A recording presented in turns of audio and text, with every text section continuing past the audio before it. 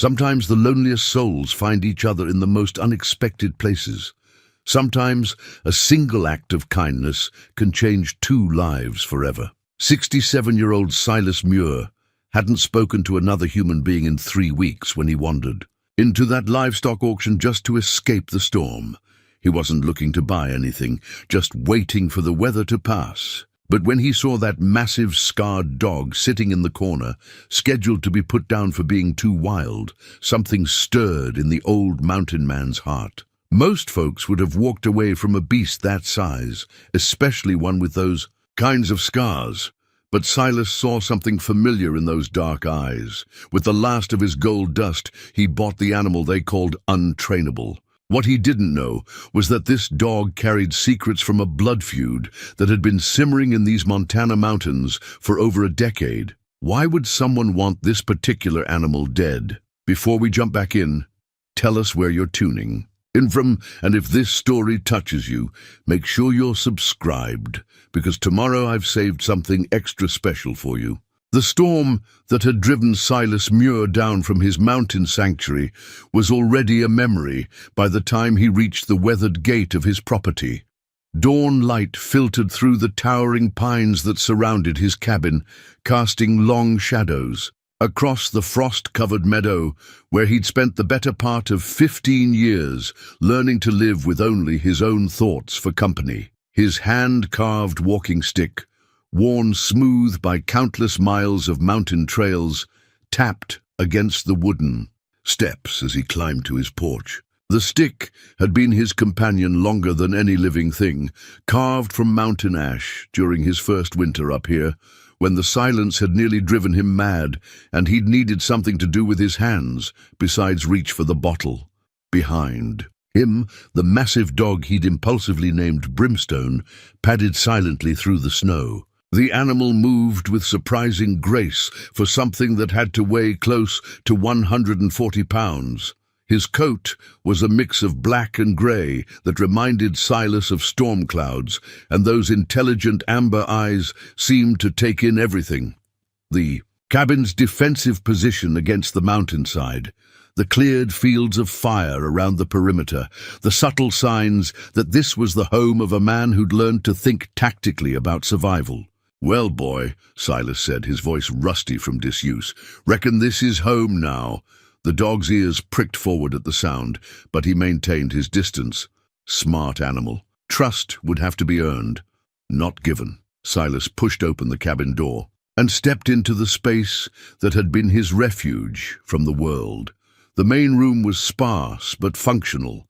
A stone fireplace dominated one wall, with shelves lined with well-read books and basic supplies. A sturdy oak table sat beneath the single window that faced east toward the valley below. Through that window, on clear days, he could see all the way to Copperstone, the small town that served as the region's reluctant hub of civilization. He'd built this cabin with his own hands during those first angry months after leaving the world.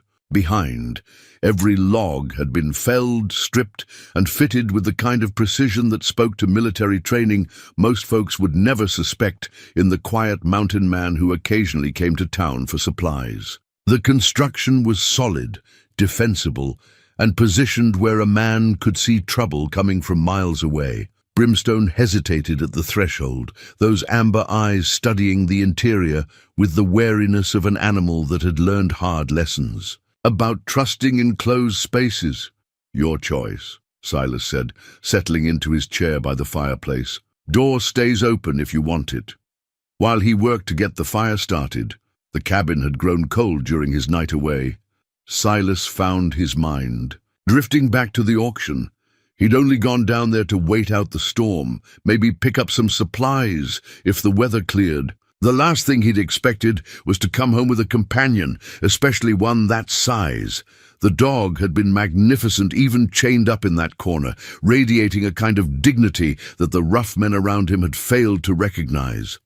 When that auctioneer had announced the animal was scheduled for destruction, claiming it was too aggressive and untrainable, Silas had seen something different in those intelligent eyes.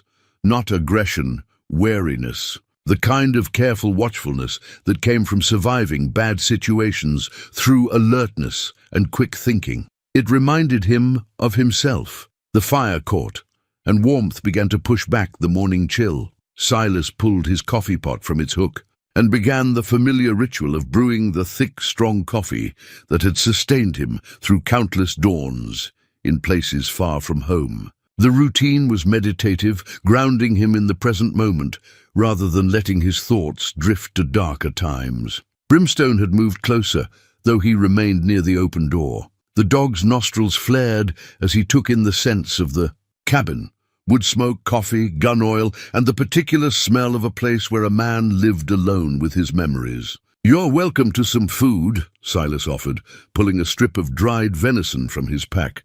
"Can't promise it's what you're used to, but it's honest meat." He tossed the jerky gently toward the dog, careful not to make any sudden movements. Brimstone sniffed the offering carefully before accepting it, his powerful jaws making quick work of the tough meat. That first day passed in careful observation from both sides.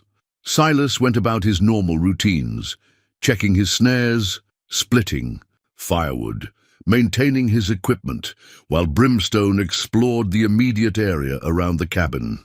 The dog moved with purpose, investigating scent trails and marking territory, with the methodical thoroughness of an animal establishing new boundaries. By afternoon, when Silas settled onto his porch to watch the sun track across the valley, Brimstone had claimed a spot about 20 feet away where he could observe both his new companion and the approaches to their shared territory. It was exactly where Silas would have positioned himself in similar circumstances.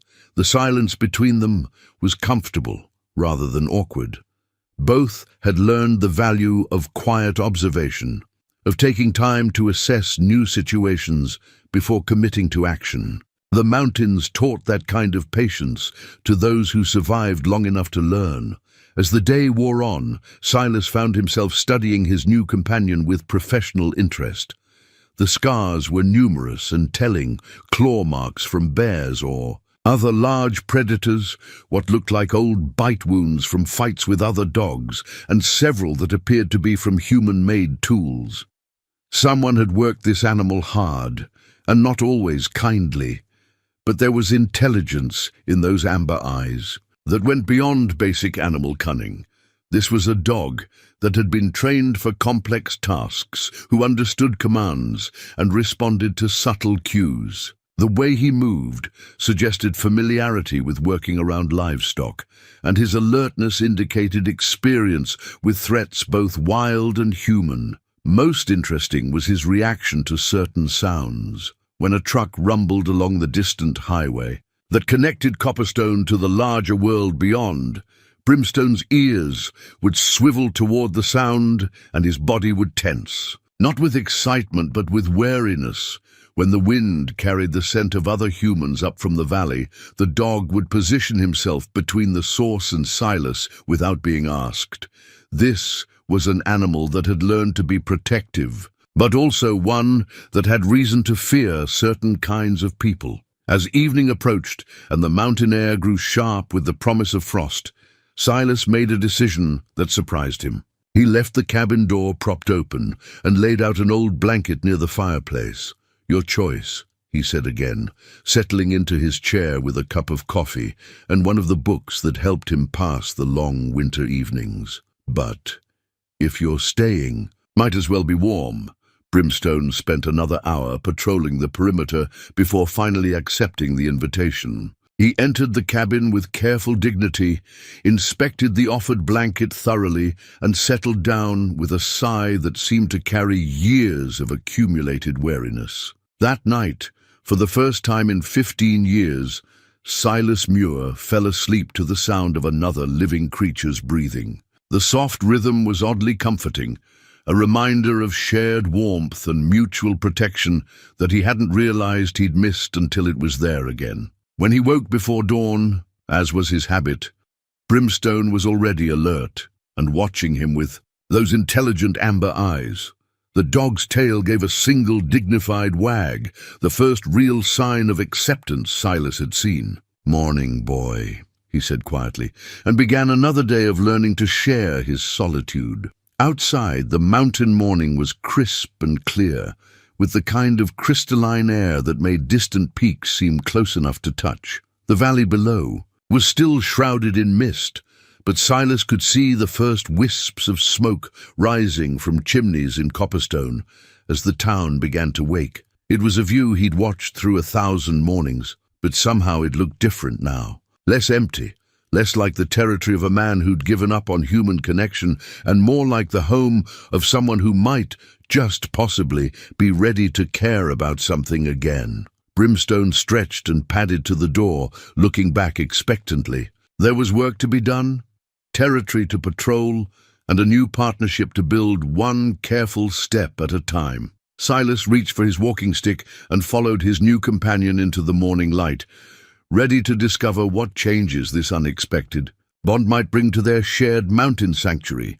3 days into their cautious partnership, Silas discovered that Brimstone carried more than scars from his past. The revelation came during what should have been a routine grooming session on the cabin's sunny porch. The dog had finally allowed Silas close enough to work through the matted sections of his coat, a sign of growing trust that had taken patience and several offerings of fresh trout from the creek. As Silas worked his fingers through a particularly tangled section behind Brimstone's ears, he felt something that made him pause. Leather, old, cracked, and nearly buried beneath the thick fur, but definitely leather. "Easy, boy," Silas murmured, as Brimstone tensed at the unfamiliar touch. "Let's see what you've been hiding." With careful fingers, he worked the hidden object free.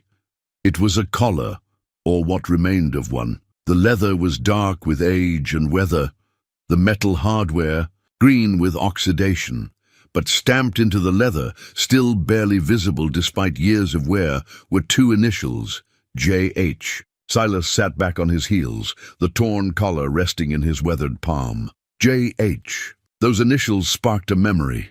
Something from his early years in these mountains, back when he'd still made regular trips to town and paid attention to local gossip.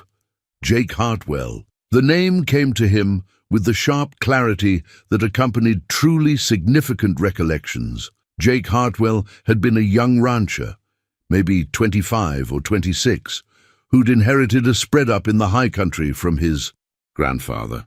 Good land, well-watered, with grass that stayed green even in drought years, the kind of place that made other ranchers envious. Jake had died in an accident, along with his wife and infant daughter. Their truck had gone off the mountain road. During a winter storm, maybe 15 years ago now, Silas remembered the talk in town, how folks had shaken their heads and called it a tragedy. Such a young family, they'd said. Such a waste. But if this collar had belonged to Jake Hartwell's, dog, how had the animal ended up at that livestock auction, scheduled for destruction like an unwanted stray? Brimstone was watching him with those intelligent amber eyes, as if waiting for some kind of recognition. The dog's reaction to having the collar removed was telling. Relief, as if he'd been carrying a burden he was finally free to set down. "This was yours, wasn't it, boy?" Silas said quietly.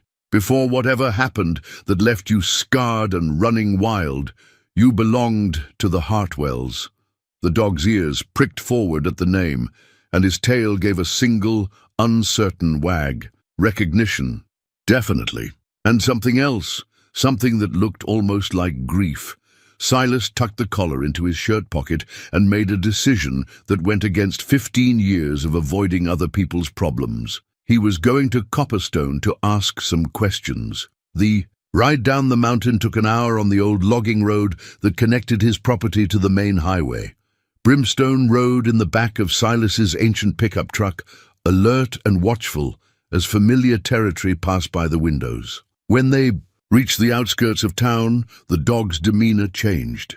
He became restless, pacing from one side of the truck bed to the other, nose working to process scents that clearly held meaning for him. Copperstone hadn't changed much in the months since Silas's last supply run. The main street still consisted of 2 blocks of weathered storefronts, anchored by Murphy's General Store on one end and the Copper Creek Saloon on the other. The post office, bank and diner filled the spaces between, creating the kind of small-town commercial district that had served ranching communities for over a century. Silas parked in front of the diner and rolled the truck windows partway down. For Brimstone's comfort, the dog had settled into a crouch, alert but no longer pacing. Those amber eyes tracked every person who passed on the sidewalk with the intensity of an animal processing important information. The Mountain View Diner was exactly the kind of place where local information flowed as freely as the coffee. Silas pushed through the front door and immediately regretted his decision. Every conversation stopped as heads turned toward the stranger who rarely came to town and never stayed long enough for social interaction. "Well, I'll be damned," called out Bill Murphy from behind the counter. "Silas Muir in the flesh. Haven't seen you since spring. Coffee, please." Silas settled onto a stool and accepted the steaming mug that appeared before him. The coffee was strong and bitter, exactly as he remembered. "That your dog out there in the truck?" asked Sarah Winters, the diner's owner and Copperstone's unofficial information clearinghouse. "Big fellow. Looks like he's got some wolf in him." "Could be," Silas acknowledged. "Picked him up at the livestock auction down in Deer Lodge. Figured he needed a home." "Auction, you say?" Bill Murphy leaned against the counter with the pose of a man settling in for a good story. "They don't usually handle dogs down there. Must have been some special circumstances." This was exactly the opening Silas had hoped for. Small-town curiosity was a tool he could use. Auctioneer said the animal was untrainable, scheduled to be put down. But he looked intelligent enough, to me. "Big dogs like that," Sarah offered. "They sometimes come from the ranches up in the high country, working animals that got separated from their herds. Or maybe their owners had some kind of trouble." "Speaking of ranch trouble," Bill said, his voice taking on the tone that meant he was about to share significant gossip. "You remember the Hartwell place, up on Copper Creek?" Silas kept his expression neutral. "Vaguely. Thought that family died in an accident some years back." "That's right. Jake and Maria Hartwell, along with their little girl. Winter of 2008, I think it was. Truck went off the road during a blizzard. By the time anyone found them, it was too late." Bill shook his head. "Jake was a good man. Hard worker, fair dealer. Had that place running smooth as silk." "What happened to the ranch?" Silas asked. "Well now, that's where things get interesting," Sarah said, glancing around to make sure they weren't being overheard. "The Hartwell place bordered the Morrison spread. Been some bad blood between those families going back to Jake's grandfather. Old territorial disputes, water rights, that kind of thing. After the accident," Bill continued, "turns out Jake had some significant debts. Bank had to sell the property to cover them. Morrison bought the whole spread at auction, got it for maybe 60 cents on the dollar." Silas absorbed this information while staring into his coffee. The timing was suspicious, though he'd learned long ago that suspicious timing didn't necessarily mean conspiracy. Sometimes tragedy was just tragedy, and opportunists were simply quick to capitalize on misfortune. "Jake have a dog?" he asked. Casually. "Oh, sure," Sarah said immediately. "Big cattle dog, part German shepherd, part something wild-looking. Called him Rex, I think. That dog could move a herd better than most cowboys. Jake trained him from a pup." "What happened to the dog after the accident?"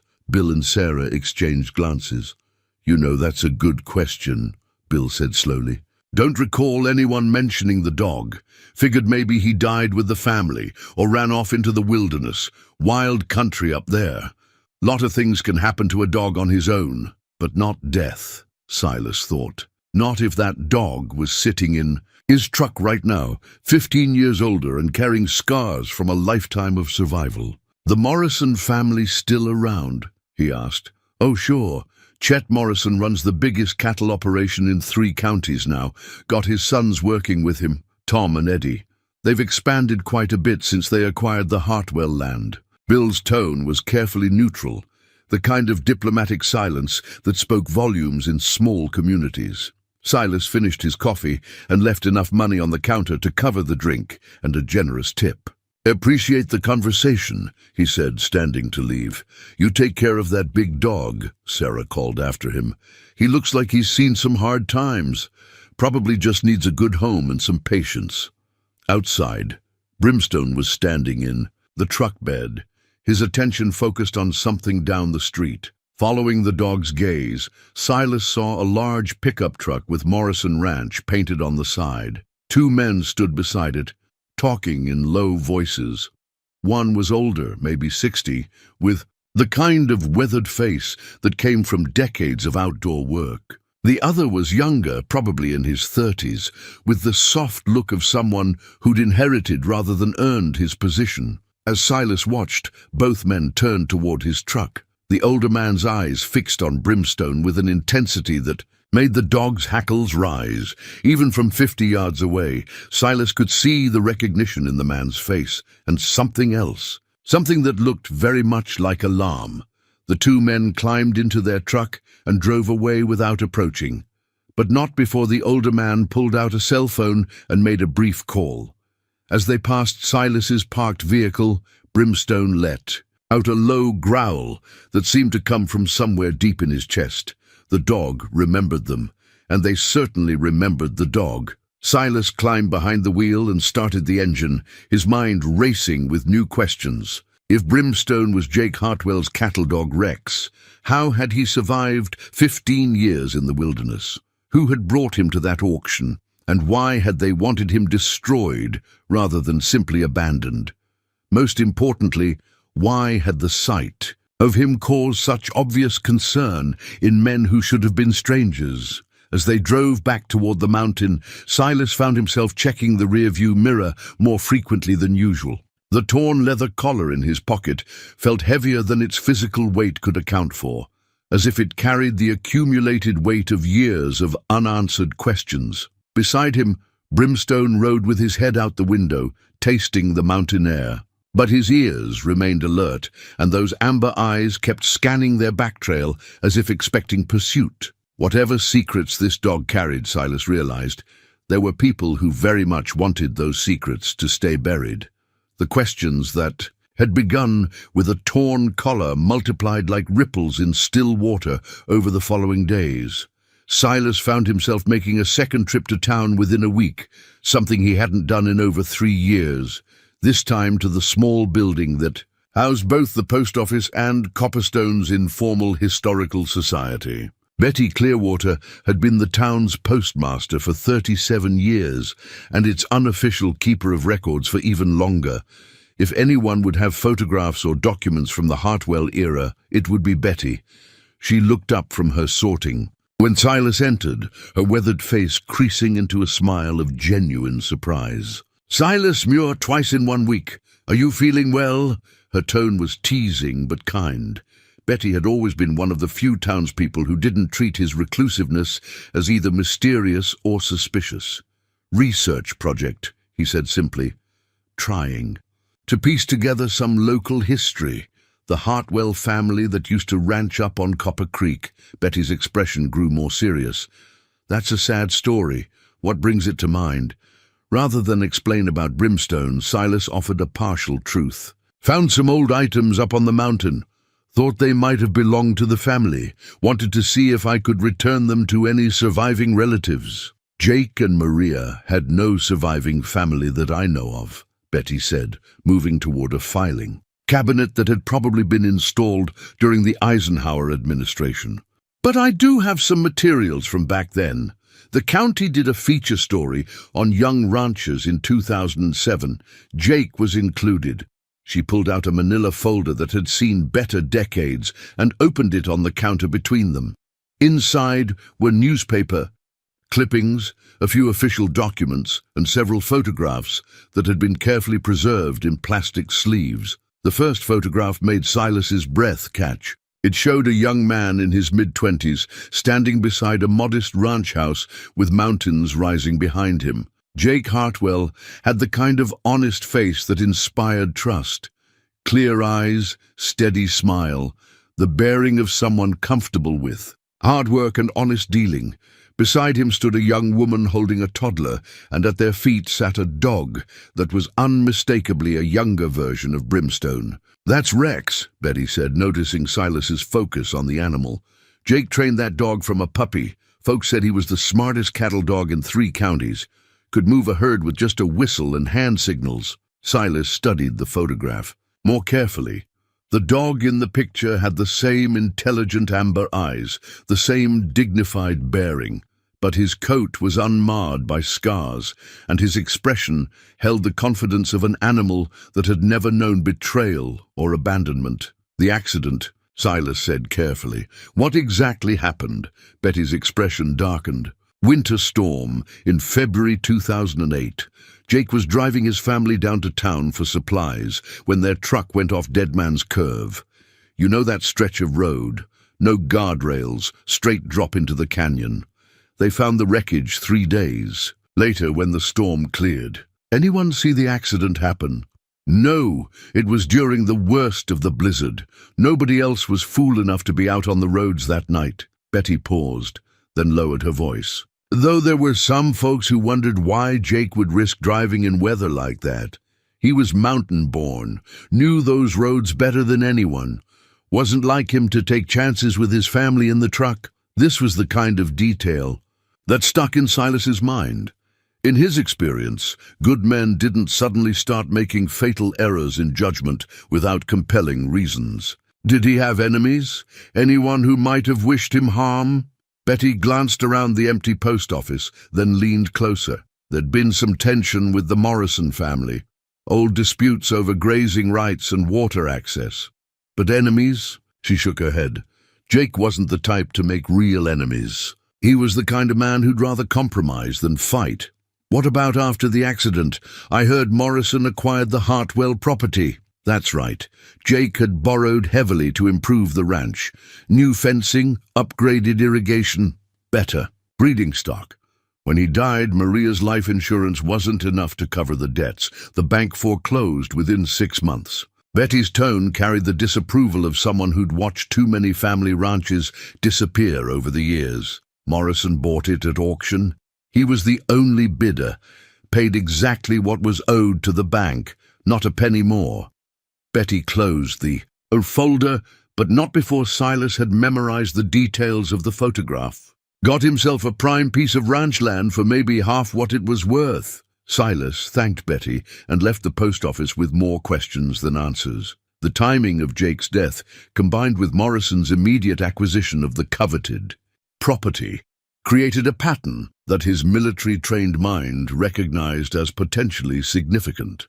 But pattern wasn't proof, and suspicious timing wasn't evidence of wrongdoing.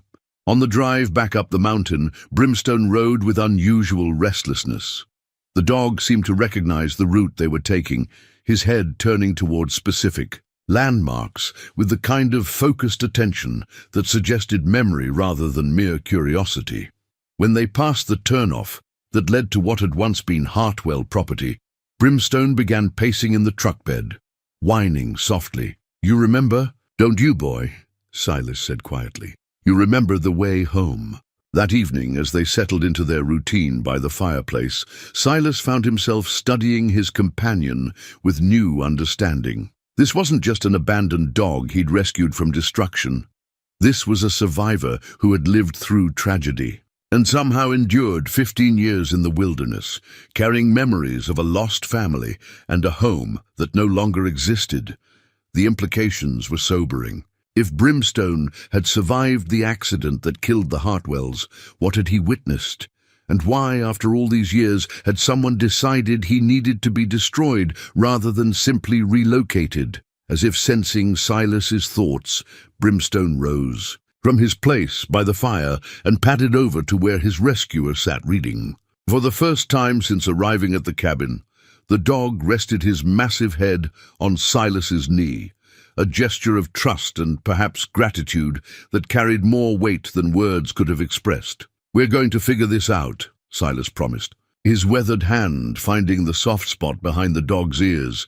"Whatever happened to your family, whatever you've been carrying all these years, we're going to find the truth." Outside, The mountain wind carried the sense of coming winter through the pine boughs. But inside the warm cabin, two survivors who had found each other in the darkness began to plan their search for justice, not knowing that their investigation had already attracted the attention of people who had spent 15 years believing their secrets were safely buried with the Hartwell family.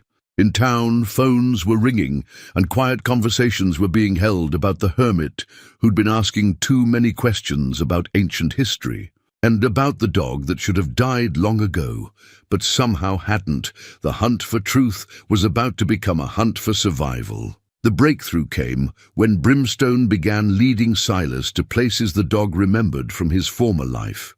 3 days after their visit to town, the animals started displaying behavior that went beyond simple exploration of their mountain territory. He would stand at the edge of their property line, looking northeast toward the high country, whining softly, with an intensity that spoke of urgent need rather than casual desire. "You want to go up there, don't you, boy?" Silas said, following the dog's gaze toward the distant peaks where the Hartwell ranch had once operated. "You want to go home." The next morning, Silas loaded his pack with supplies for a day hike and followed Brimstone into the wilderness. The dog moved with purpose now, following trails that existed more in memory than in physical reality. 15 years of weather and neglect had erased most human traces from the landscape, but Brimstone navigated the terrain as if he'd walked these paths yesterday. They climbed steadily through stands of lodgepole pine and across meadows where wildflowers had reclaimed what had once been cleared grazing land.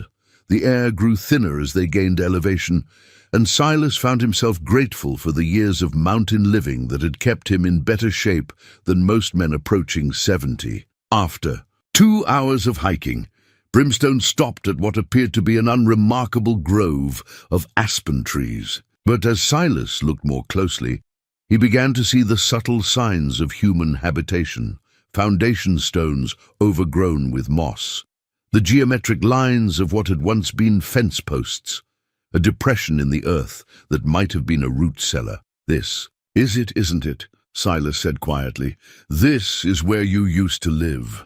Brimstone was moving through the ruins with increasing agitation, his nose working to process scents that had long since faded. He stopped at what had been the front door of a modest cabin and began digging at the earth with his powerful claws, whining with frustration. Silas knelt beside the dog and began helping with the excavation. About 18 inches down, his fingers encountered something that didn't belong in mountain soil, the corner of what felt like a metal container. Working together, they uncovered a rusted ammunition box that had been wrapped in oiled canvas for protection. The container was locked, but the mechanism had corroded enough that Silas was able to force it open with his knife. Inside, preserved in plastic bags, were documents that made his blood run cold. Jake Hartwell's diary, the final entries dated just days before his death. Silas settled against a fallen log and began reading, with Brimstone pressed close against his side as if the dog understood the significance of what they'd discovered. February 10th, 2008. Morrison's boys came by again today, Tom and Eddie making their usual threats about water rights and property boundaries, getting bolder about it too. Tom actually put his hand on his gun when I told him we weren't selling. Maria's scared, and I don't blame her. These aren't the kind of men who take no for an answer. February 12th, 2008. Found 3 of my steers shot and left to rot in the north pasture. No doubt who's responsible, but can't prove it. Sheriff Coleman won't do anything, says it could have been hunters or predators. Hell, Coleman's been in Morrison's pocket since he got elected. Need to think about what to do. Can't let them intimidate my family, but can't fight the whole Morrison clan either. February 14th, 2008. Decided to take Rex and ride the boundary line one more time. Want to document everything before I make my decision about what to do next. If something happens to me, at least there'll be a record, hidden this box where Rex knows to find it. That dog's smarter than most people. If anyone can lead someone back here someday, it's him. The final entry was dated February 15, 2008. The day before the accident, Rex has been acting strange all day, pacing, whining, watching the approaches. To the ranch, like he's expecting trouble. That dog has instincts about danger that have saved my life more than once. Maria wants us to leave. Go stay in town until things calm down. Maybe she's right. Maybe running away is the smart thing to do. But this land belonged to my grandfather and his father before him. I'll be damned if I let the Morrisons steal it. Through fear and intimidation, if anything happens to us, whoever finds this needs to know the truth. The Morrisons have been trying to force us off this land for 2 years. They've killed our cattle, sabotaged our equipment, and threatened my family. Sheriff Coleman is either bought or intimidated. Either way, he won't help. The bank's been pressuring us too, calling in loans that aren't due, and refusing extensions they've given other ranchers without question. I think they mean to kill us. God help me, I think that's what it's come to, but I won't run. This is my daughter's inheritance, and I won't let them take it from her. The diary ended there, but there were other documents in the box. Photographs of dead cattle, copies of threatening, letters, bank correspondence that showed loan terms being arbitrarily changed, a systematic campaign of harassment designed to drive the Hartwells off their land. And at the bottom of the box, a letter addressed to whoever finds this, in Jake.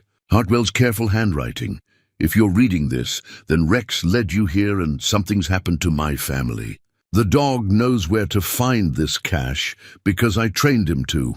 If we disappeared or died in an accident, look to the Morrison family. They've been trying to get our land for years, and they've made it clear they'll do whatever it takes. Rex is the smartest dog I've ever known. He's been with me since he was 6 weeks old, and he's saved my life more times than I can count. If he survived whatever happened to us, he's been living wild all these years, waiting for someone to care enough to listen to what he's trying to tell them. Take care of him. He deserves better than what this world has given him. Silas closed the diary and sat in silence for a long time, absorbing the implications of what he'd read. This wasn't speculation or suspicious timing. This was documented evidence of a conspiracy to murder a family for their land. Brimstone was watching him, with those intelligent amber eyes, as if waiting for some response to the revelations his memory and instincts had helped uncover. "You've been carrying this all these years, haven't you, boy?" Silas said softly, waiting for someone to understand what you were trying to tell them.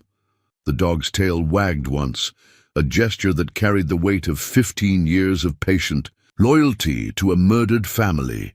As they prepared to hike back down the mountain with their explosive discovery, Silas found himself thinking like a soldier again for the first time in years. This evidence could reopen the case, expose the conspiracy, and bring justice for the Hartwell family. But it would also make him and Brimstone targets for people who had already proven they were willing to kill to protect their secrets. The war he'd thought he'd left behind was about to come home to his mountain sanctuary. The sheriff's badge felt cold and heavy in Silas's weathered palm as he studied it in the lamplight of his cabin. He'd found it tucked behind Jake Hartwell's diary in the ammunition box, a tarnished piece of metal that told its own dark story about corruption and complicity in murder. Sheriff Coleman. The name had appeared repeatedly in Jake's final diary. Entries as someone who refused to investigate the Morrisons' harassment campaign. Now Silas understood why.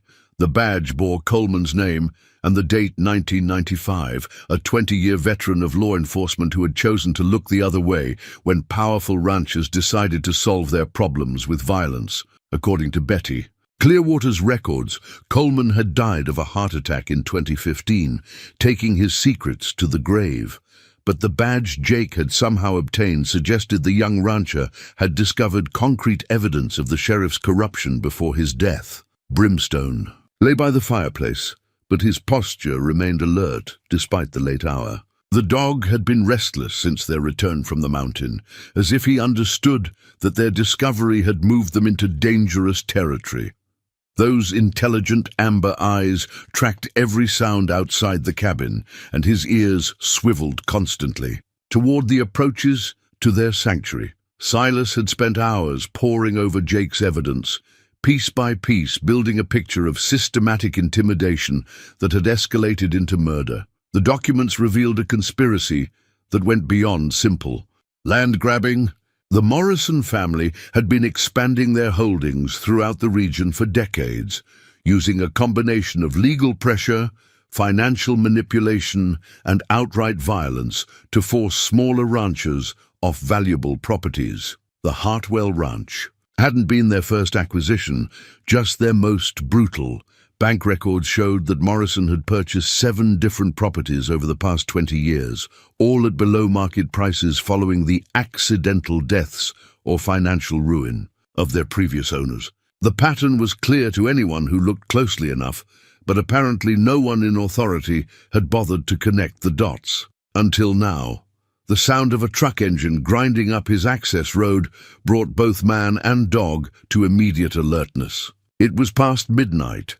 No time for legitimate visitors to be calling on a mountain hermit. Silas moved to the window and peered through a crack in the curtains, his hand instinctively moving to the rifle he kept propped beside his chair. 2 vehicles were making their way slowly up the narrow track, their headlights cutting through the darkness like predatory eyes. They stopped about 50 yards from the cabin, close enough for intimidation, but far enough away to avoid being trapped if things went badly. 4 men climbed out, and even in the darkness, Silas could see they were armed.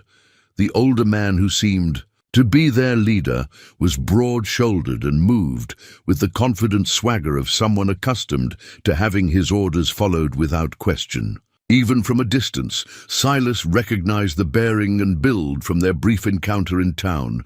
Chet Morrison had come calling. "Muir!" Morrison's voice carried clearly in the thin mountain air. "We need to talk. Come on out where we can see you." Silas checked his rifle and moved to the cabin door, but didn't open it. "It's late for social calls, Morrison. State your business and get off my land." "Your land, maybe. But you've got something that belongs to us. That dog of yours has been causing some problems." Brimstone had moved to stand beside Silas, his massive frame rigid with tension. A low growl rumbled deep in his chest, not the warning sound of a domestic dog, but something more primal and dangerous. "Dog's mine," Silas called back. "Bought him fair and square at auction. Got the paperwork to prove it. That animal's been living wild up here for years, killing livestock and causing trouble for honest ranchers. Should have been put down long ago." Morrison's voice carried the practiced authority of a man who expected his version of events to be accepted without question. "We're prepared to compensate you for your loss, but that beast needs to be destroyed." The offer of compensation told Silas everything he needed to know. These men weren't here about livestock predation or property damage. They were here because they'd recognized Brimstone in town and understood the threat he represented. "Not interested," Silas replied. "Dog stays with me." There was a moment of silence, then Morrison's voice took on a harder edge. "You don't understand the situation, old man. That animal is dangerous. We've got reports of attacks, property damage, threats to public safety. The county's authorized us to deal with the problem." "Funny thing about county authorization," Silas said. "It usually comes with paperwork and badges. All I see out here are 4 armed men on private property in the middle of the night." One of the younger men, probably one of Morrison's sons, took a step forward. "Maybe we should just take the damn dog and be done with it." "Eddie, shut up," Morrison snapped, confirming Silas's guess about family relationships. "We're trying to handle this civilized." But the mask was slipping now. The pretense of legitimate authority was giving way to the raw intimidation that had served the Morrison family for decades. "Last chance, Muir," Morrison called. "Bring the dog out, take your money, and this ends peacefully. Otherwise, things might get unpleasant for you up here on this lonely mountain." Silas felt something shift inside him, a familiar sensation he hadn't experienced in 15 years. The tactical awareness that had kept him alive in hostile territory was reasserting itself, cataloguing threats and calculating responses. These men had made a fundamental miscalculation. They'd assumed they were dealing with an aging hermit who would be easily intimidated by superior numbers and firepower.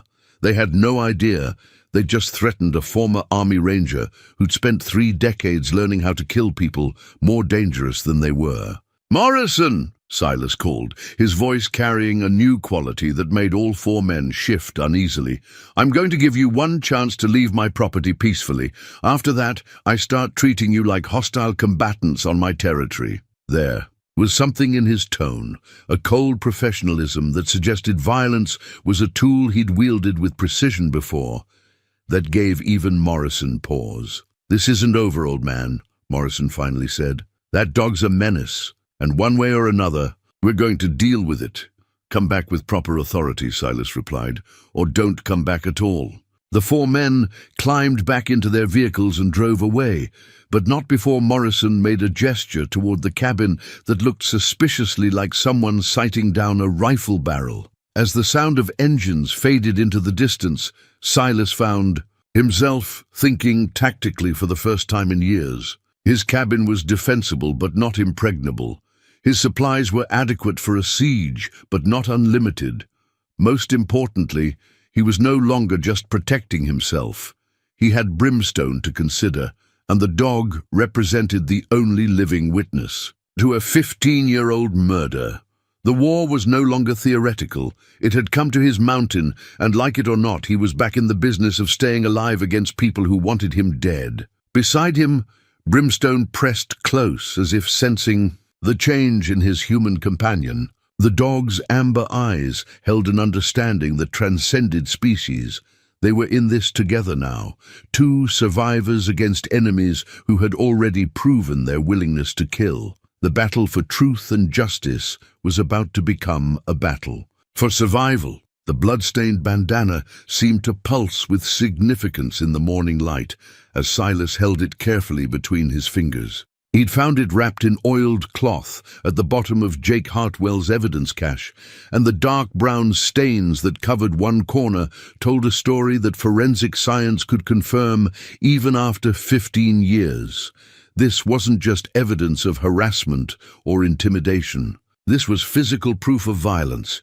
Blood that could belong to Jake, Maria, their infant daughter, or even Rex himself, from that terrible night when a family had been murdered for refusing to surrender their birthright. Brimstone sat beside him on the cabin porch, his amber eyes fixed on the fabric with an intensity that suggested recognition. The dog's reaction to the bandana was different from his response to the other artifacts they'd discovered. This one caused him visible distress, his breathing becoming rapid and shallow as if he were reliving a traumatic memory.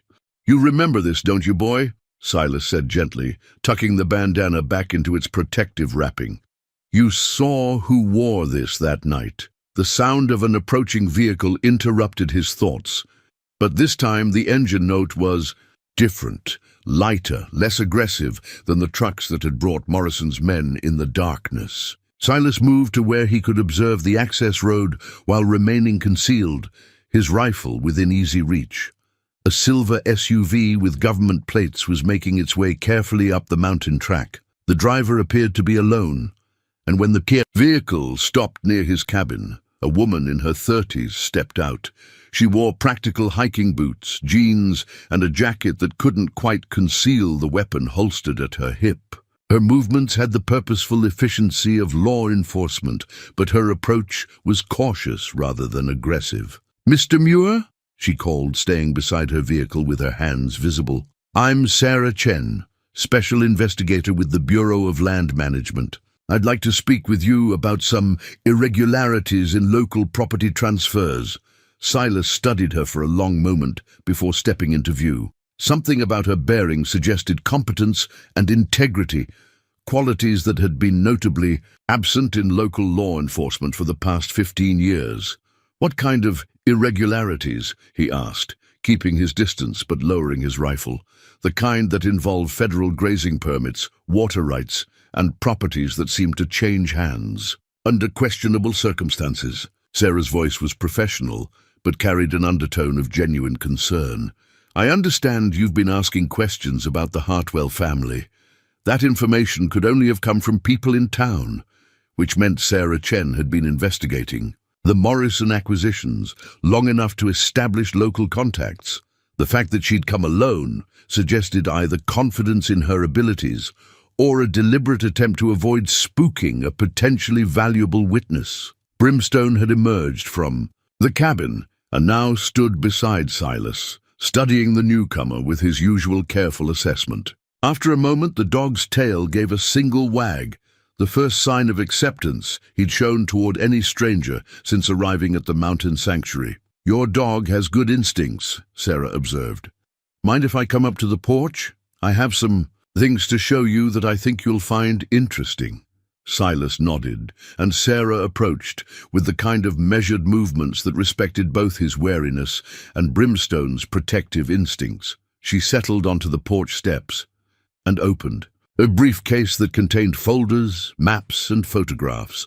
"I've been investigating questionable land transfers throughout this region for the past 8 months, she began, spreading documents across the wooden planks. "The Morrison family has acquired over 40,000 acres in the past 20 years, always at below-market prices following suspicious circumstances." The maps showed the scope of Morrison's expansion, a systematic acquisition of prime ranch land that had consolidated what had once been a collection of family spreads into a single massive operation. Red pins marked properties where the previous owners had died in accidents or been forced into bankruptcy before selling.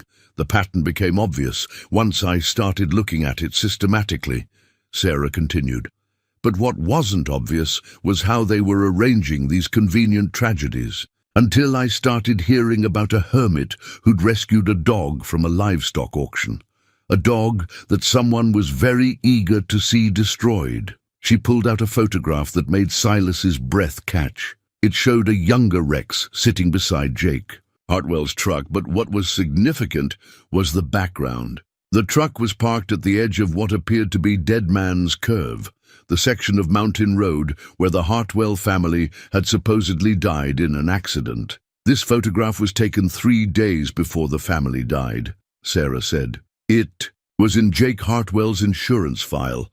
Notice anything interesting about the truck's condition?" Silas studied the image more carefully. The truck appeared to be in perfect mechanical condition, no visible damage, good tires, no signs of the mechanical failure that might lead to a fatal accident in winter weather. "Now look at this," Sarah said, producing another photograph. This one showed the wreckage after it had been pulled from the canyon. The truck was thoroughly destroyed, but the pattern of damage was wrong. Instead of the crushing impact expected from a vehicle that had rolled down a steep slope, there were sharp, localized areas of destruction that suggested the truck had been deliberately damaged before being pushed over the edge. The local sheriff ruled it an accident caused by driver error in dangerous weather conditions, Sarah continued. But the physical evidence tells a different story. This truck was sabotaged, and the family was probably dead before it went over the cliff. Brimstone had moved closer during this explanation, his attention focused on the photographs with the intensity of an animal recognizing familiar scenes. When Sarah showed the image of the wreckage, the dog whined softly and pressed against Silas's leg. "He was there," Silas said quietly. "He saw what happened. That's what I believe," Sarah agreed. "And that's why someone's been trying to find him and have him destroyed. Rex is the only living witness to the Hartwell murders." She reached into her briefcase and pulled out one final item, a plastic evidence bag containing what appeared to be fabric fibers. "I found these caught on a tree branch near the accident site," she said. "The lab identified them as coming from a bandana made of specific cotton blend that was discontinued in 2007. If we could find the actual bandana these fibers came from, it might provide the DNA evidence needed to reopen the case." Silas felt the weight of Jake Hartwell's carefully preserved evidence in his shirt pocket. The blood-stained bandana they'd discovered that morning might be exactly what Sarah Chen needed to bring the Morrison family to justice. But sharing that evidence would also mean acknowledging that he and Brimstone had been conducting their own investigation, which would make them officially valuable witnesses in a federal case. That kind of visibility came with both protection and danger. Protection from federal resources, but danger from people who had already proven their willingness to kill, to keep their secrets buried. What would you need to make a case? He asked carefully. Physical evidence, witness testimony, someone willing to come forward with information about the conspiracy. Sarah's eyes met his directly. Someone who might have discovered things that local law enforcement chose to ignore 15 years ago. The moment of decision had arrived. Silas could continue living in isolation, keeping Jake Hartwell's secrets buried and hoping the Morrison family would leave him and Brimstone alone. Or he could step forward with evidence that might finally bring justice for a murdered family, knowing that doing so would paint a target on his back for the second time in his life. Brimstone was watching him with those intelligent amber eyes, as if waiting for his human partner to make the choice that would honor the memory of the family the dog had loved and lost. The decision, when it came, felt inevitable. Some fights were worth the risk, and some truths were too important to keep buried. There are some things you need to see, Silas said, reaching into his pocket for the blood-stained bandana that might finally give Jake Hartwell's family the justice they'd been denied for 15 years. Sarah Chen's expression changed dramatically as she examined Silas's military service record on her laptop screen. The official document she'd pulled from federal databases told a story that transformed everything she thought she knew about the quiet mountain hermit who'd been living off the grid for 15 years. Sergeant First Class Silas Muir, 75th Ranger. Regiment, she read aloud, her voice filled with new respect. 3 tours in Afghanistan, 2 in Iraq, Bronze Star with Valor, Purple Heart, Combat Infantry Badge. She looked up at him with eyes that now held professional assessment rather than casual interest. You're not just any hermit, are you? Silas had known this moment would come once he'd decided to cooperate with federal authorities. Background. Checks were routine for anyone becoming a witness in major criminal investigations, but seeing his military service laid out in black and white brought back memories he'd spent 15 years trying to suppress. Was a soldier, he said quietly. Long time ago. According to this, you specialized in asymmetric warfare and deep reconnaissance. Your unit conducted classified operations that are still redacted. Sarah's fingers moved across the keyboard, accessing files that revealed more than Silas was comfortable sharing. Your call sign was Ghost. You were decorated for actions that officially never happened. Brimstone seemed to sense his human companion's discomfort with this unwelcome attention to his past. The dog moved closer, pressing his massive frame against Silas's leg in a gesture of support that transcended species. Why did you leave the service? Sarah asked, though her tone suggested she might already know the answer. Got tired of war, Silas replied, which was true enough without being complete. Sarah pulled up another file, this one from Veterans Affairs. Post-traumatic stress disorder. Medical discharge after a classified incident in 2009. Her expression softened. You came up here to heal, came up here to disappear, Silas corrected. Healing was secondary, but Sarah's discovery of his military background had implications that extended far beyond personal history. As she worked through the ramifications, her expression grew troubled. The Morrison family has been operating with impunity for decades because they've never encountered serious resistance, she said slowly. Local law enforcement was either corrupt or intimidated. Federal agencies had no reason to investigate what appeared to be routine property transfers. But now they're dealing with someone who knows how to fight back, Silas finished. That's exactly right, and that changes everything about how they'll respond to the threat you represent. Sarah closed her laptop and leaned forward. Silas, these people have been content to use intimidation and occasional violence because it's been effective against ranchers and local officials. But if they realize they're facing a decorated army ranger with advanced combat training, they'll escalate, Silas said, understanding immediately. They'll stop playing games and start treating this like a war.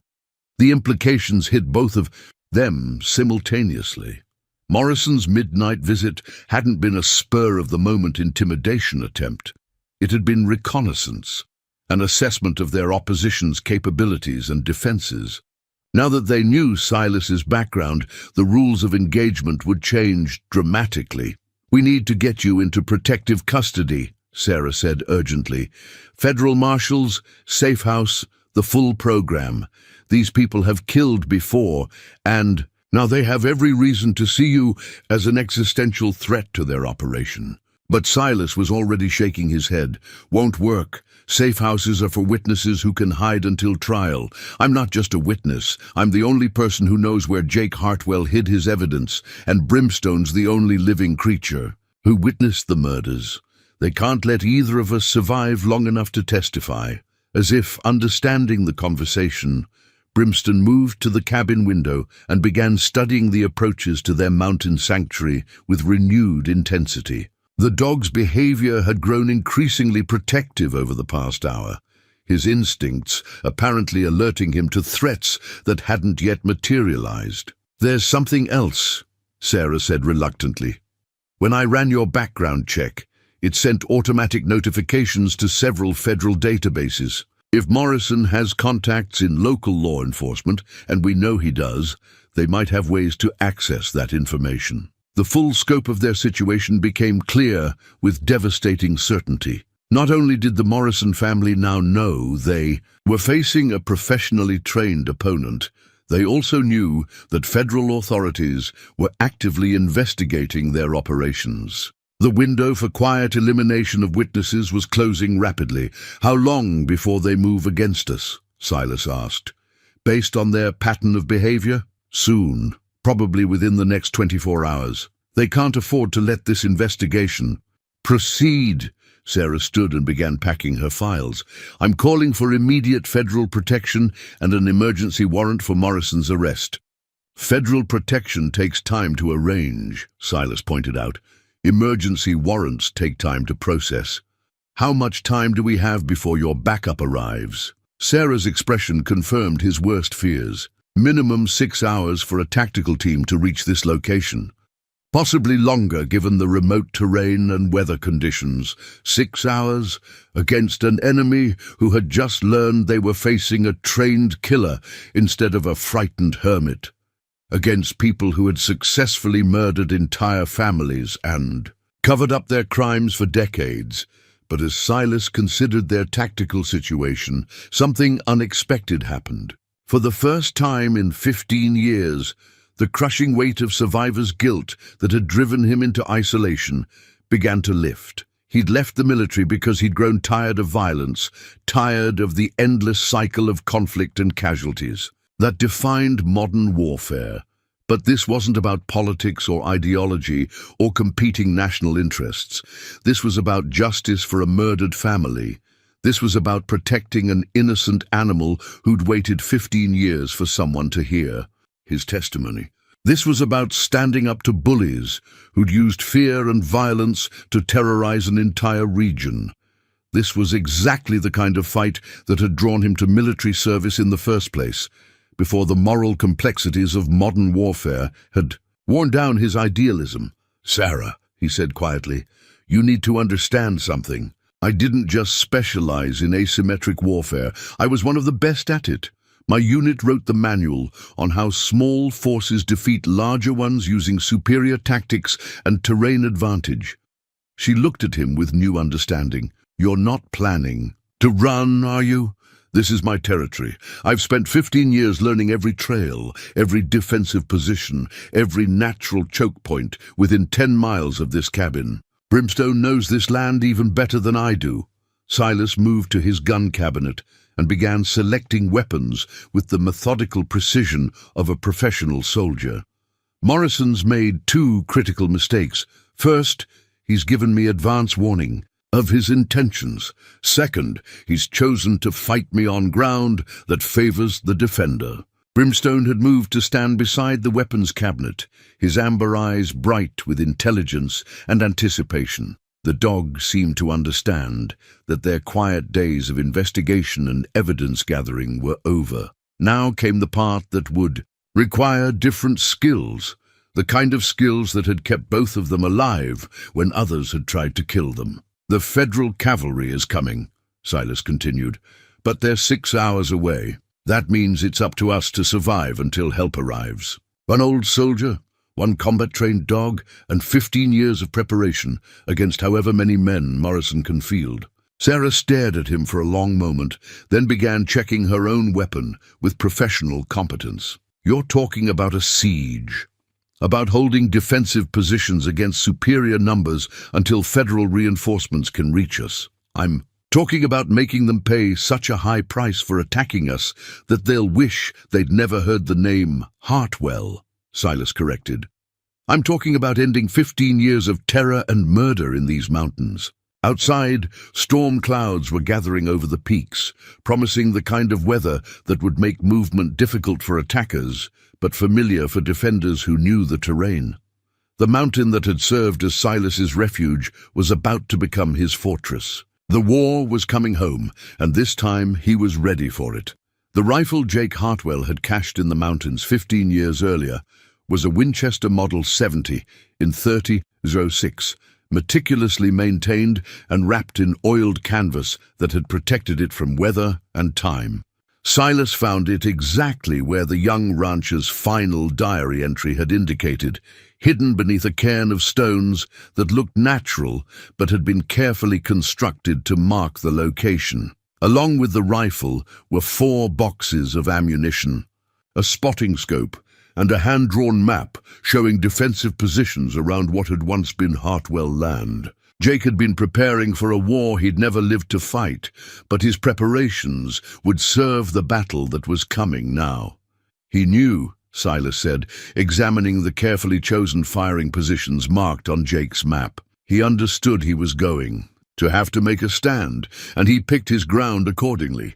Brimstone sniffed the rifle case with interest, his amber eyes brightening as familiar scents triggered memories of the man who had trained him. The dog's reaction confirmed what Silas had begun to suspect. Rex hadn't just been a cattle dog. Jake Hartwell had been preparing his animal companion for combat as well as herding.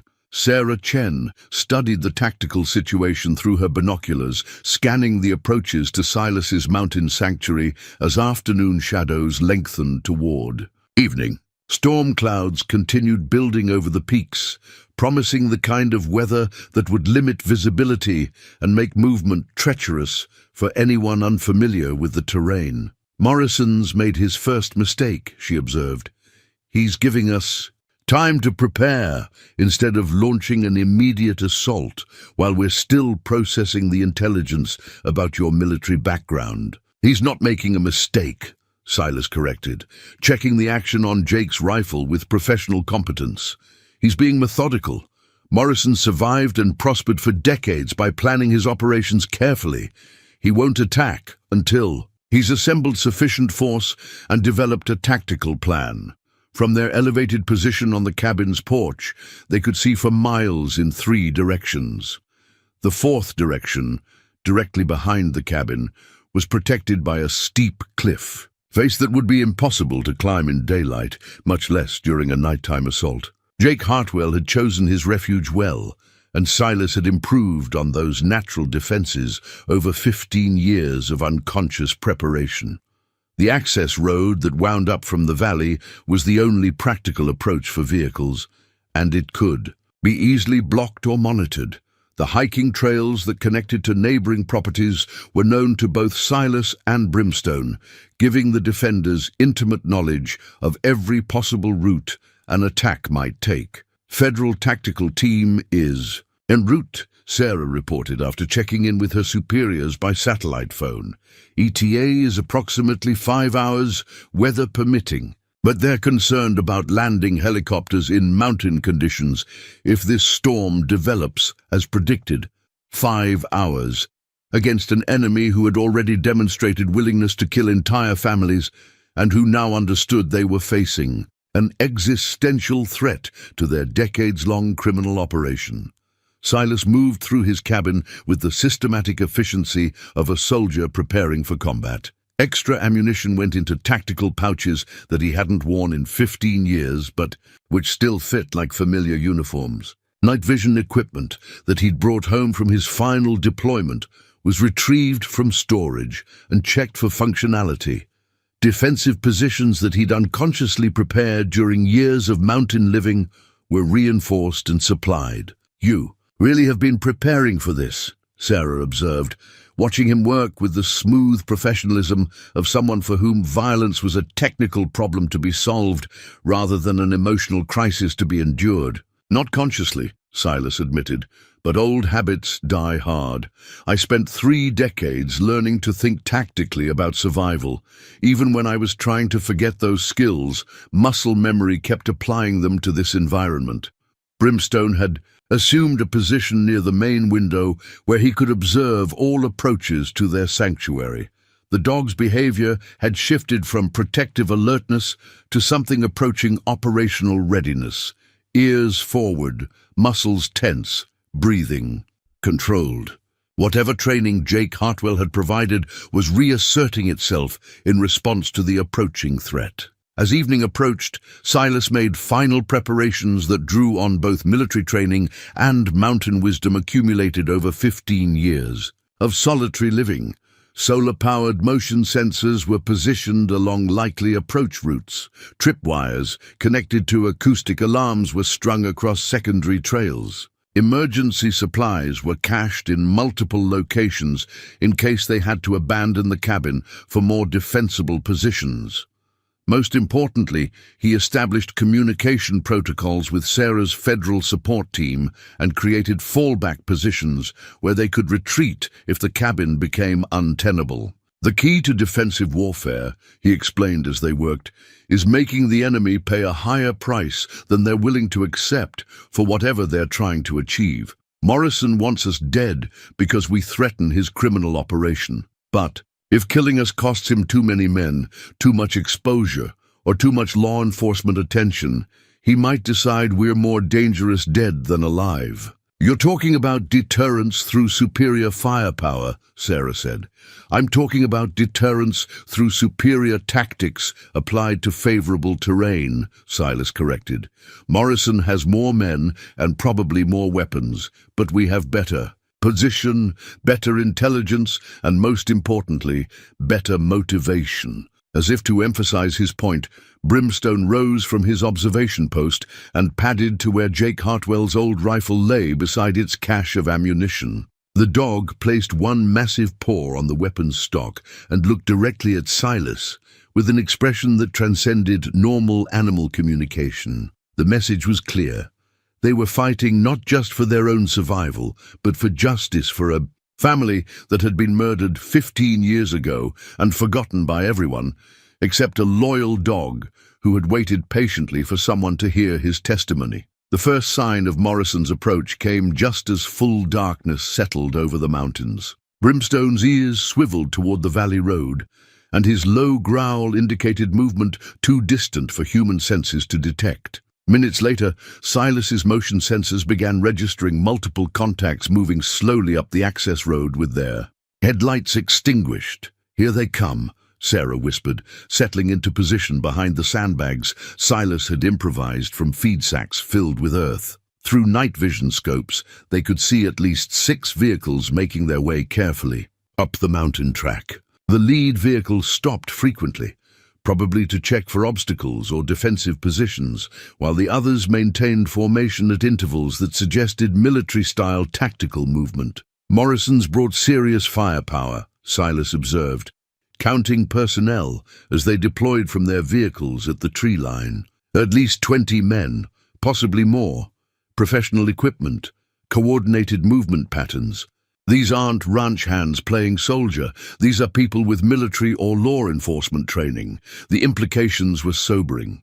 Morrison had apparently decided that eliminating 2 witnesses was important enough to risk a major confrontation with federal authorities. Either he had powerful protection that he believed would shield him from consequences, or he understood that allowing Silas and Brimstone to testify would destroy everything he'd built over decades of murder and intimidation. "They're not just trying to silence us," Sarah said, reaching the same conclusion. "They're fighting for the survival of their entire operation. That makes them extremely dangerous." Silas checked his weapons one final time and settled into the firing position he'd selected during their afternoon preparations. Jake Hartwell's rifle felt familiar in his hands, despite the 15 years since he'd last engaged human targets. Some skills, once learned thoroughly, never truly disappeared. Beside him, Brimstone had assumed a crouch that positioned him to move quickly in any direction while maintaining visual contact with all approaches to their position. The dog's breathing was controlled, his muscles coiled with potential energy, his amber eyes reflecting starlight with predatory intensity. "Federal backup?" Silas asked quietly. "Still 4 hours out minimum," Sarah replied. "We're on our own until dawn." 4 hours of darkness against 20 or more attackers who had killed before and were fighting to protect decades of criminal profits. The odds were challenging, but not impossible for defenders who knew their terrain and had prepared carefully for exactly this scenario. As Morrison's forces completed their deployment and began moving toward predetermined assault positions, Silas found himself thinking not about survival probabilities or tactical advantages, but about the fundamental justice of their situation. Jake Hartwell had died trying to protect his family's land from people who believed violence was an acceptable tool for acquiring what they wanted. Maria Hartwell had died because she'd refused to be intimidated into abandoning her daughter's inheritance. Their infant child had died because she'd been inconvenient to people who measured human life against property values. Rex, now Brimstone, had survived 15 years in the wilderness, carrying the memory of that injustice and waiting for someone who would listen to what he was trying to tell them. Tonight, finally, accounts would be settled. The dog would have his justice, the Hartwell family would have their vindication, and the reign of terror that had gripped these mountains for decades would end. All they had to do was survive until federal reinforcements could arrive to make the arrests and process the evidence that would put the Morrison family away forever. In the darkness below, Morrison's assault teams began their final approach to positions from which they would launch their attack on the mountain sanctuary where truth and justice had taken refuge, with a soldier, a federal agent, and a dog who remembered everything. The battle for the soul of the Montana mountains was about to begin. The combat knife had been with Silas since his first deployment to Afghanistan 28 years ago. Its blade was still razor-sharp, despite countless sharpenings, and its weight, in his hand, brought back muscle memories he'd tried to forget but could never quite abandon. Now, as Morrison's assault teams began their final approach through the mountain darkness, the knife represented more than just a weapon. It was a connection to the soldier he'd been before war had taught him the true cost of violence. The attack began with probing movements designed to test their defenses and identify firing positions. Dark shapes moved between the trees at the edge of the clearing, testing approaches while staying beyond effective rifle range. Silas watched through his night vision scope as Morrison's men demonstrated the kind of tactical patience that confirmed.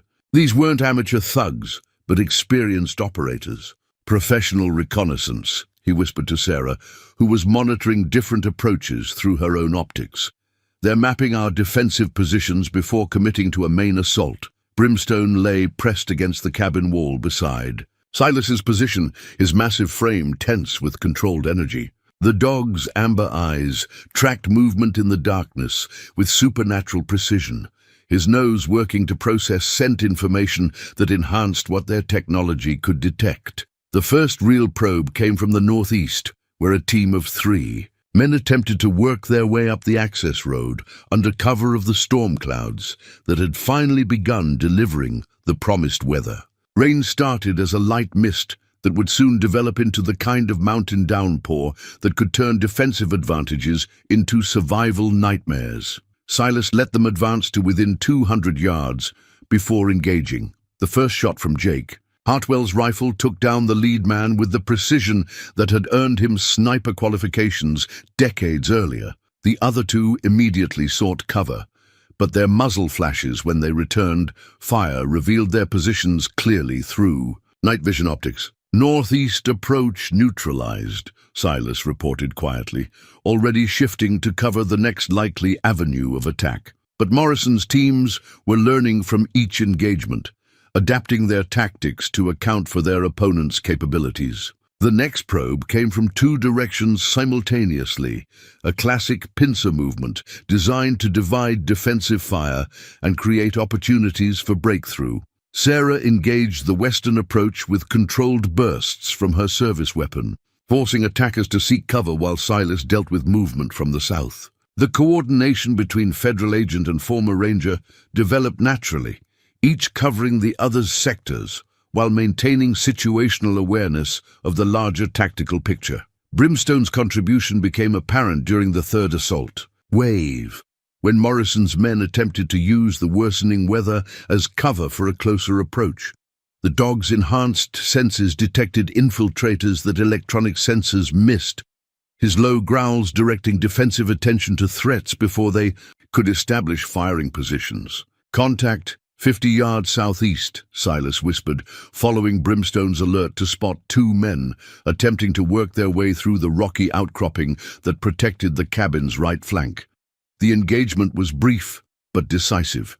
Silas's military training reasserted itself with the smooth efficiency of deeply ingrained skills, placing precise shots that eliminated threats without wasting ammunition. But each successful defense revealed more about Morrison's resources and determination. "They're not backing off," Sarah observed during a brief lull in the fighting. "Most criminal organizations would cut their losses after taking casualties like this." "Morrison understands what's at stake," Silas replied, reloading with practiced efficiency. "If we survive to testify, his entire operation collapses. Everyone connected to 15 years of murder and land theft goes to prison for life." The rain was becoming heavier, turning the mountain clearing into a muddy battlefield that favored defenders who knew the terrain over attackers struggling with unfamiliar ground conditions. But it also meant that rescue helicopters would be unable to reach them until the storm passed, extending their window of vulnerability. Morrison's next escalation came in the form of concentrated fire designed to suppress their defensive positions. While assault teams maneuvered for close-range attacks, multiple rifles opened up simultaneously, forcing Silas and Sarah to keep their heads down, while attackers rushed forward under covering fire. This was the moment Brimstone had been waiting for. As enemy fighters reached the edge of the clearing, the massive dog erupted from concealment with the explosive power of an animal trained for combat operations. His first target, a man carrying what appeared to be grenades, went down with a scream that cut through the sound of gunfire and rain. The psychological impact of a 140-pound attack dog appearing from nowhere in a nighttime firefight was devastating to Morrison's assault teams. Men who had been advancing with professional coordination suddenly found themselves dealing with a predator that moved through darkness like a living shadow. Silas used the confusion created by Brimstone's attack to shift position and engage targets that had been pinned down by their defensive fire. His combat knife became essential when one of Morrison's men broke through their perimeter and reached the cabin porch, the blade ending the threat with the silent efficiency that had served him in countless close-quarters encounters. "Federal. Backup. ETA 3 hours," Sarah reported during another brief pause in the fighting, her voice tight with the stress of sustained combat. 3 hours. Against an enemy that was learning their tactics and adapting with each assault wave. The storm showed no signs of letting up, which meant they were truly on their own until dawn brought both clear weather and federal reinforcements.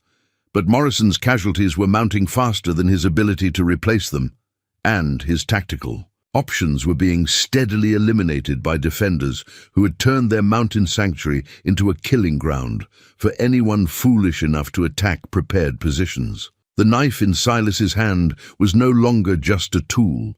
It had become a symbol of his transformation from peaceful hermit back to the warrior he'd once been, fighting not for conquest or ideology, but for simple justice and the right of witnesses to tell their stories without fear of death. The metal dog tag that hung from Brimstone's collar caught starlight as he positioned himself between Silas and the two Morrison gunmen who had finally breached their defensive perimeter. Engraved with Rex, Jake's best friend, the tag had been hidden beneath his thick fur for 15 years, but now it swung free, a declaration of identity and purpose as the final confrontation began. Chet Morrison himself had come for this last assault, abandoning the tactical coordination that had marked his earlier attacks in favor of a desperate personal vendetta.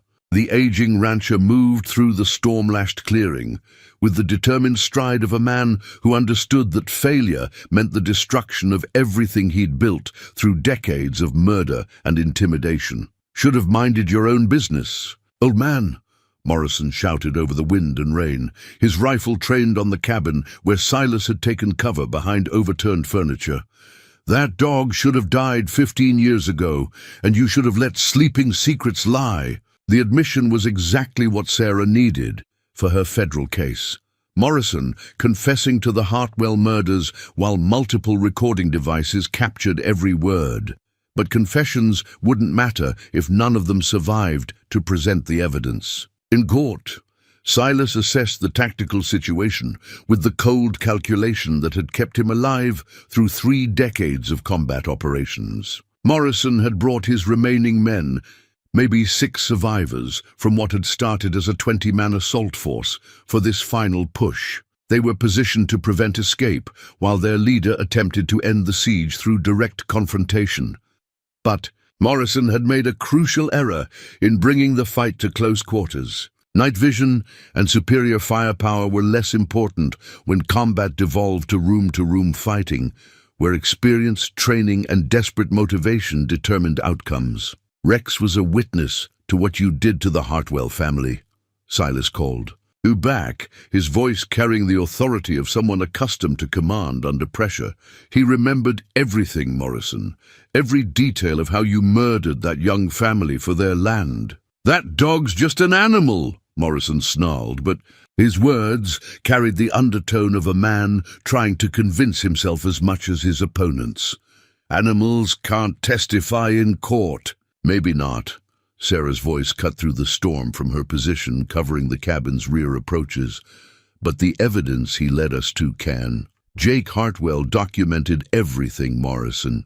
Every threat, every act of sabotage, every step of your conspiracy. The final assault began with Morrison's remaining men attempting to storm the cabin from multiple directions simultaneously. But their coordination had been shattered by hours of casualties and the psychological pressure of fighting opponents, who seemed to anticipate every tactical move.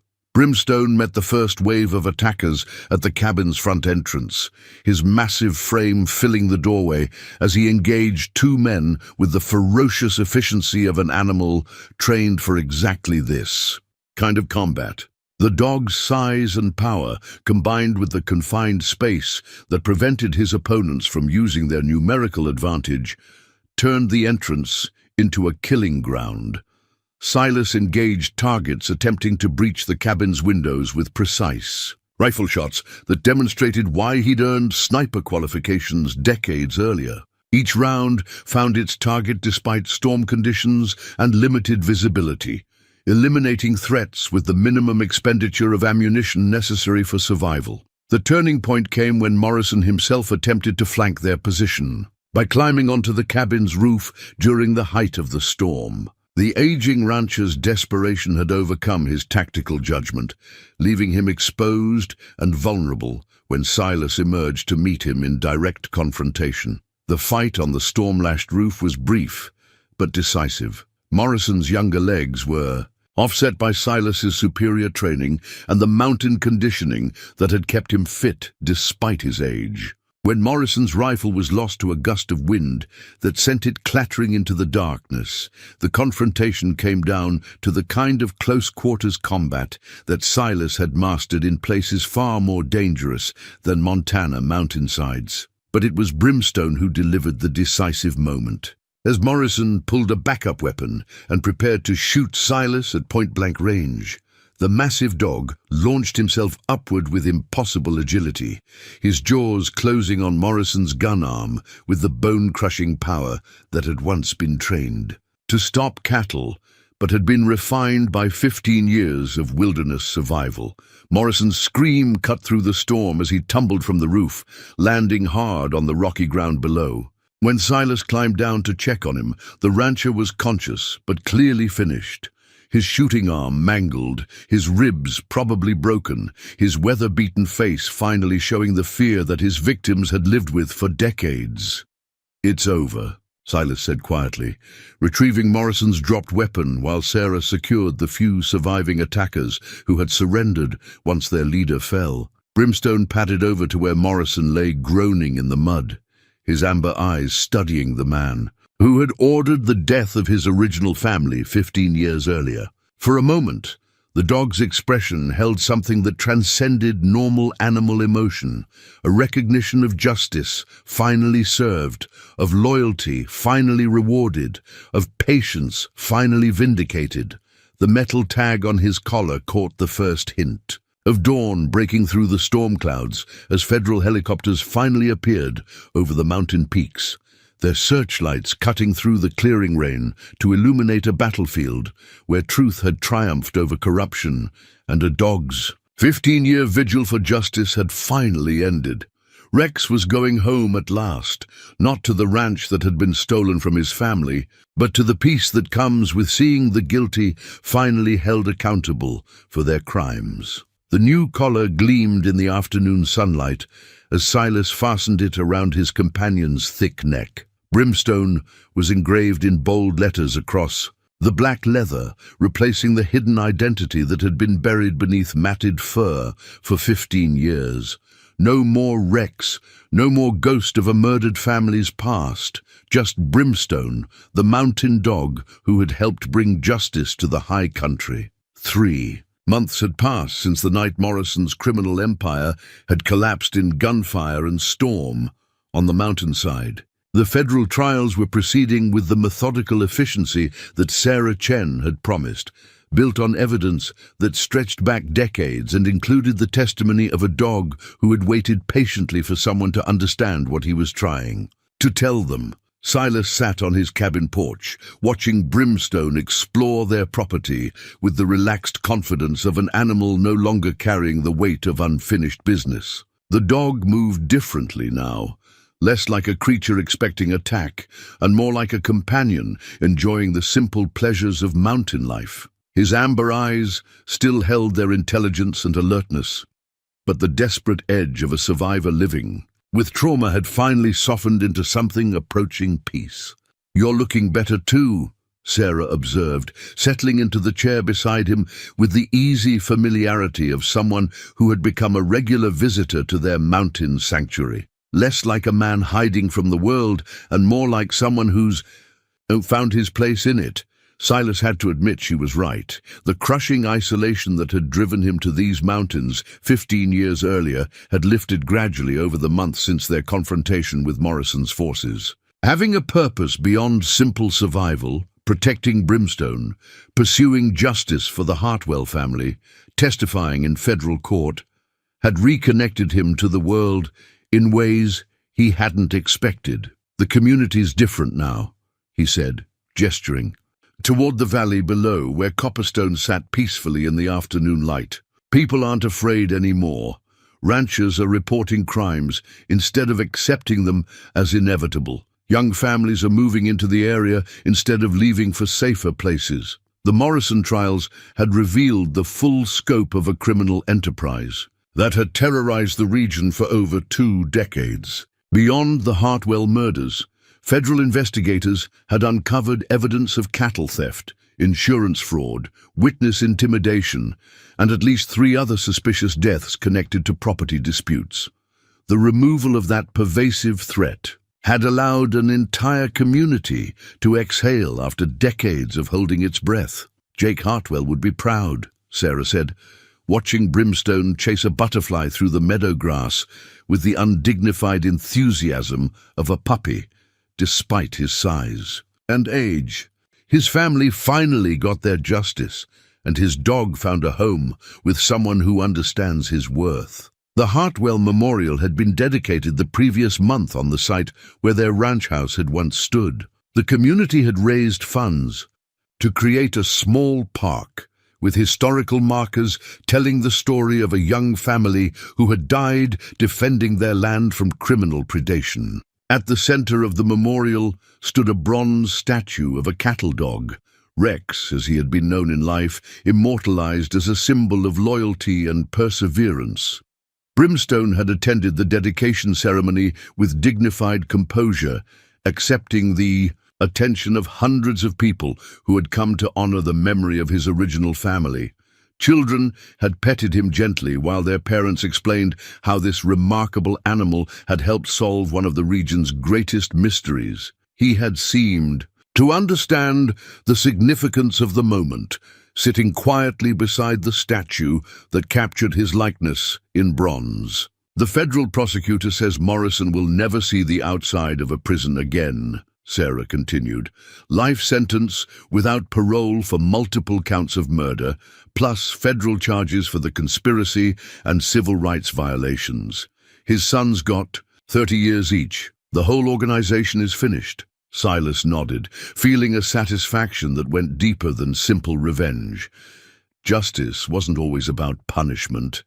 Sometimes it was about restoration, about giving voice to victims who had been silenced and ensuring that their stories would be remembered. "What's next for you?" Sarah asked. "The government's grateful enough for your cooperation that they'd probably help you relocate anywhere you want. Fresh start, new identity, complete protection." But Silas was already shaking his head. "This is home," he said simply, "for both of us. We've got roots here now, purpose. Besides, these mountains need someone to keep an eye on things. Make sure nothing like the Morrison situation ever happens again." The unofficial role had developed. Naturally, over the months since the trials began, ranchers throughout the region had begun calling on Silas when they encountered problems that local law enforcement couldn't or wouldn't handle. His reputation as the man who had brought down the Morrison Empire, combined with his military background and intimate knowledge of mountain country, made him a natural mediator and protector for people who had lived too long without effective protection. It wasn't the retirement he had planned when he'd first climbed into these mountains seeking solitude, but it was the purpose he had needed without realizing it, a way to use his skills for protection rather than destruction, for community rather than conquest. As evening approached and Sarah prepared to leave for her drive back to town, Brimstone returned from his explorations and settled onto the porch beside Silas's chair. The dog's massive head found its familiar resting place on his human's knee, and for a moment the afternoon was filled with the kind of peaceful silence that had once felt empty, but now felt complete. "Thank you," Sarah said quietly, and Silas understood she was speaking to both of them. "For your courage, your testimony, your willingness to stand up when it mattered. The whole region is safer because of what you two accomplished." After she left, Silas and Brimstone remained on the porch as the sun tracked across the western peaks. The view was the same one they'd shared through countless evenings, but everything had changed. The mountains no longer felt like a refuge. From the world's complications, they felt like home, a place where two unlikely companions had found purpose in each other's company. "We did good, boy," Silas said quietly, his weathered hand finding the soft spot behind Brimstone's ears. "Jake and Maria and little Annie can rest easy now. Justice finally caught up with the people who hurt them." Brimstone's tail wagged once, gesture of agreement and contentment that said everything that needed saying between two souls who had found their way home at last.